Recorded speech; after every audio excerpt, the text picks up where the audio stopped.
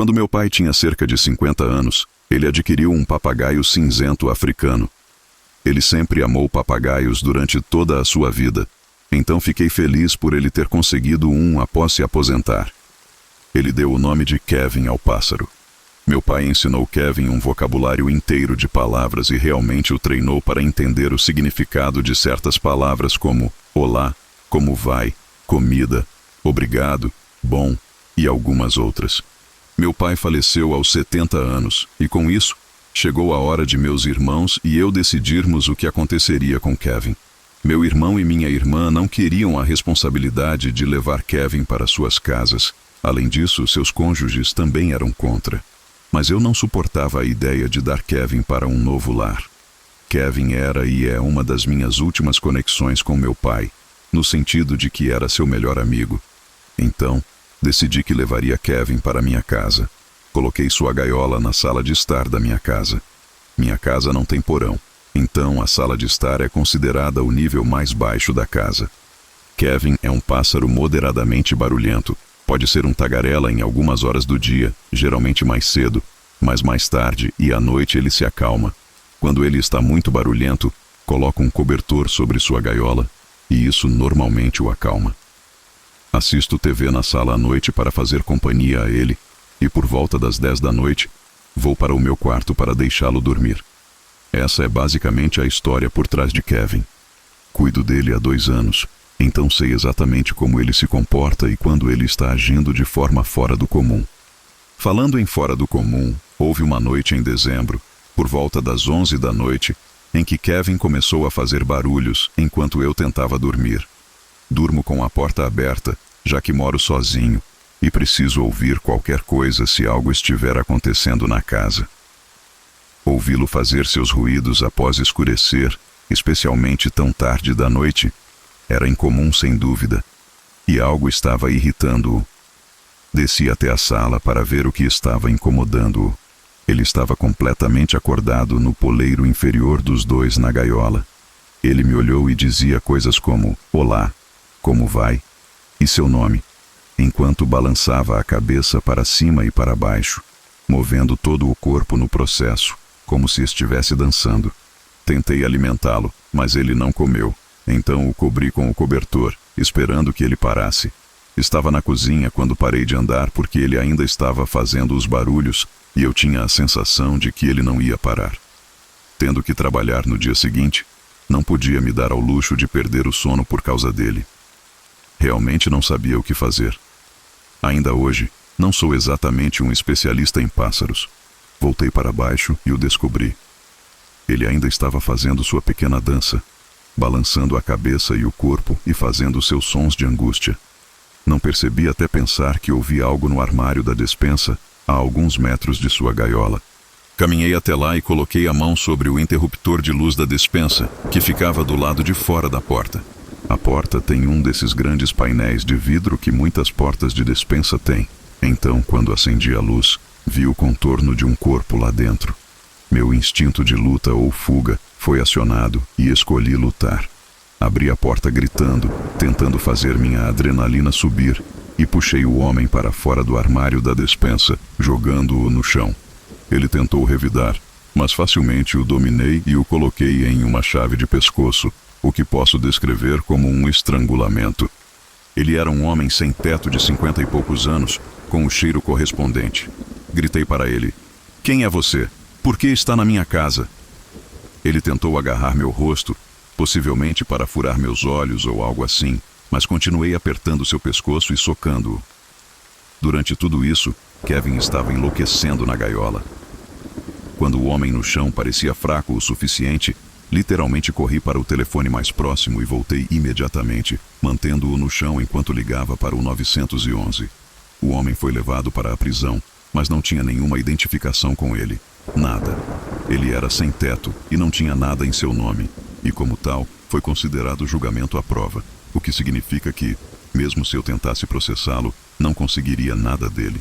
Ele tinha invadido meu armário da despensa naquela noite e aberto potes de manteiga de amendoim, caixas de biscoitos e bolachas e todos os tipos de alimentos enlatados e embalados. Se não fosse pelo papagaio do meu pai, Não sei o que mais aquele homem teria levado ou feito na minha casa. Sou grato por Kevin e gosto de pensar que parte do meu pai está me vigiando através daquele pássaro.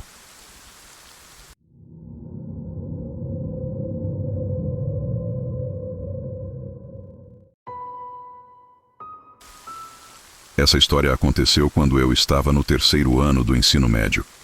Para dar um pouco de contexto, aqui está um pouco de informação de fundo. Naquela época, eu era um aluno bastante envolvido, fazia todas as matérias difíceis e participava de alguns esportes do time da escola. De certa forma, eu estava sempre ocupado e não tinha muito tempo para mim mesmo, e parte de mim estava grata por isso. Isso me proporcionava uma fuga de um mundo onde meus pais tinham se separado recentemente e meu irmão mais velho tinha acabado de ir para a faculdade. Era apenas eu e meu irmãozinho. Ele também era nadador e um garoto inteligente por si só. Éramos muito parecidos, até hoje, mas provavelmente por causa do estresse que a situação familiar nos impunha na época, não nos dávamos muito bem. Em um daqueles dias úmidos de inverno no meio-oeste, passei o tempo na escola e na natação, e ainda tinha que me sentar para várias horas de dever de casa. Dessa vez, eu tinha que escrever um ensaio para uma aula avançada que não me interessava muito. Deixei minha bolsa de natação na porta quando cheguei em casa e olhei ao redor para ver se alguém estava em casa. Estava vazio. Papai devia estar fora com o Reese no treino de natação. O time do clube dele tinha o horário na piscina depois que o time da escola terminava. Coloquei um punhado de Cheez-Its na boca e desci para o porão até meu escritório para fazer algum trabalho escolar. A casa era uma casa de classe média de 2 andares com um porão inacabado, com exceção do que eu chamava de meu escritório. Em uma carreira anterior, meu pai costumava trabalhar em casa, mas não trabalhava mais. Eu era o único que usava aquele lugar. Então minha família, ou o que restava dela, chamava de escritório do Queen. Atravessava os pisos de concreto e os pedaços de carpete soltos até o único cômodo terminado no porão. Liguei a luz CFL. Era como qualquer outra noite depois do treino. Eu ainda tinha horas de dever de casa para fazer, então liguei o computador e comecei a digitar. Estava digitando por 1 hora, tentando colocar em palavras o que o conceito de hedonismo e o retrato de Dorian Gray significava para mim, o melhor que podia, ou o mais convincente que conseguia. Do nada, ouvi meu irmãozinho me chamar. Queenie, venha. Quase reflexivamente respondi. Reese, estou ocupado. O que você precisa? Costumávamos gritar pela casa como irmãos fazem, mas levou 1 minuto para perceber que não o ouvi chegar em casa. Não obtive resposta por alguns minutos. Novamente ouvi a voz do meu irmãozinho cantarolar. Queenie, venha. Parecia estranho ouvir aquelas palavras atravessarem o piso escuro de concreto. Ele deveria estar no treino de natação. Chamei de volta, perguntando se ele precisava de algo, mas novamente não obtive resposta. Pensei em simplesmente voltar ao ensaio, mas a situação familiar era delicada, no mínimo, e não queria problemas se meu irmão realmente precisasse de algo. Decidi levantar e descobrir por mim mesmo. Subi a escada do porão como só um estudante do ensino médio pode e chamei novamente por meu irmão. Reese, o que está acontecendo? Estou realmente ocupado. Procurei por toda a casa procurando por sinais de que ele estivesse em casa. Nenhum sapato, nenhuma mochila.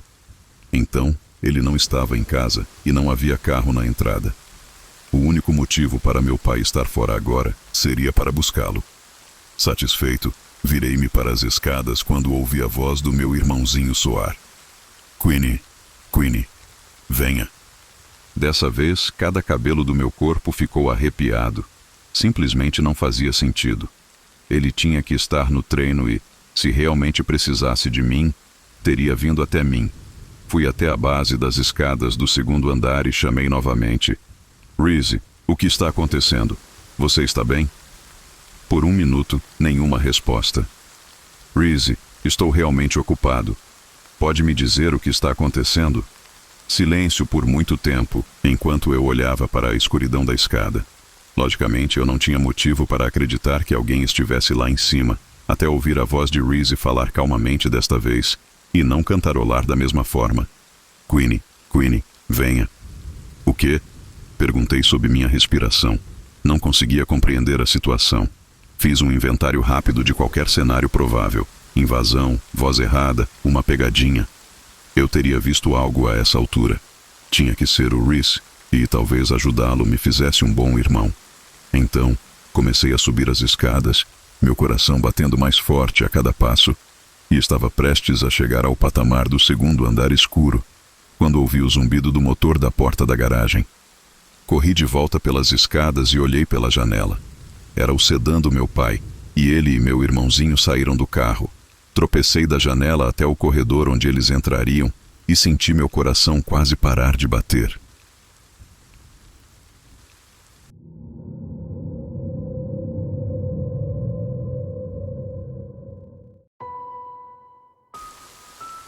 Isso aconteceu há cerca de 15 anos, quando eu era criança. Estava com meu melhor amigo, Jackson, em um resort familiar abandonado ou algo parecido com uma colônia de bangalôs em Nova York. Era fora de uma estrada principal e depois seguia por uma entrada particular de terra. Era uma propriedade bastante grande com vários prédios antigos abandonados, incluindo pelo menos 10 pequenos bangalôs, um salão principal, algumas estações de banheiro e uma casa de piscina coberta. Junto com isso, havia uma piscina ao ar livre, uma área de shuffleboard e um parquinho infantil. Tudo estava velho, deteriorado e com grama alta e crescida em cima. Encontramos esse lugar acidentalmente uma vez, caminhando pela Route 209, mas não o exploramos naquele dia. Voltamos outra noite. Quando fomos, já era noite, o sol estava se pondo e começava a escurecer. Não queríamos ir durante o dia com medo de sermos pegos e acusados de invasão. Levamos walkie-talkies e lanternas para nos comunicarmos quando nos separássemos. Começamos a olhar ao redor dos bangalôs juntos.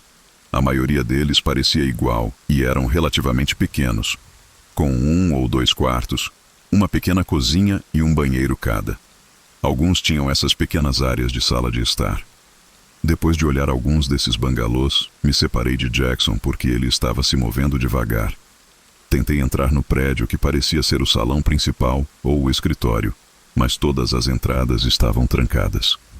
Walkie-talkie para Jackson para dizer que o prédio grande estava trancado, mas ele não respondeu. Me perguntei se estava fora de alcance. 2 minutos depois, me encontrei em um dos 2 prédios de banheiro. Era um prédio de cerca de 400 metros quadrados.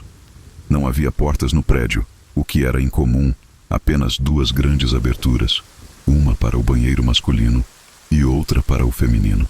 Lembro-me das placas estarem desbotadas e com aparência desgastada. Então vi essas marcas vermelhas no chão sujo de concreto do banheiro.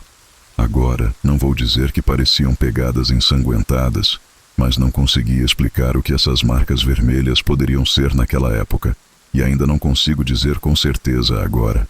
De qualquer forma, estava completamente escuro dentro daquele banheiro, em torno daquela esquina, e foi o primeiro prédio que fiquei com medo de entrar. Tentei falar com Jackson novamente, esperando que ele estivesse ao alcance dessa vez. Apertei o botão do walkie-talkie e disse: "Yo, onde você está?" Quando soltei, ouvi o som de bip que o walkie-talkie receptor faz depois de receber uma mensagem, vindo de dentro do banheiro. Isso quase me deu um ataque cardíaco. Então pensei que Jackson já devia estar lá dentro, daí as pegadas vermelhas. Chamei seu nome e ecoou dentro do banheiro. Estava prestes a entrar no banheiro, pensando que ele estava se escondendo de mim, pregando uma peça, quando ouvi a voz de Jackson chamando de longe, atrás de mim, na escuridão da noite. Ouvi ele se aproximando. Não conseguia vê-lo no escuro, mas ele obviamente viu minha luz, então gritei de volta. Encontrei seu walkie-talkie. Comecei a entrar no banheiro, mas então ele disse de volta: "Não entre aí, eu nunca fui lá." Foi quando me virei e saí correndo de lá. Apertei e soltei o botão de fala rapidamente no meu walkie-talkie, causando o bip novamente de dentro daquele banheiro feminino escuro. Jackson e eu nos olhamos por meio segundo, e então começamos a correr na direção de onde viemos. Chegamos de volta à Route 209 e tivemos que parar para recuperar o fôlego. Foi quando Jackson me contou que dentro de um dos bangalôs que ele entrou, tentou falar comigo pelo walkie-talkie, mas eu não respondi, o que significa que devíamos estar fora de alcance. Mas então ele ouviu um barulho vindo da área de estar do bangalô. Quando ele se virou, sua lanterna revelou uma mulher mais velha quase correndo em sua direção. Ele deixou cair o walkie-talkie e a lanterna e saiu correndo do bangalô.